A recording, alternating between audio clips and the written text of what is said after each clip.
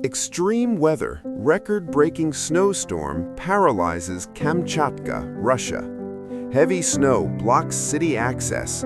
Most extreme snow season in Kamchatka, Russia. Extremely intense snowfall made several cities on Russia's Kamchatka Peninsula seemingly disappear from view. Snow piles towered several meters high, blocking roads, homes, and vehicles. One of the worst affected areas was Petropavlovsk, Kamchatka, a port city thousands of kilometers from Moscow. Snow as high as 2 stories of buildings blocked residential areas and the city center. This triggered avalanches in several areas and severely restricted mobility. Residents were forced to dig through the snow to clear their way to their homes. This extreme snowstorm in Russia turned the city into a sea of white.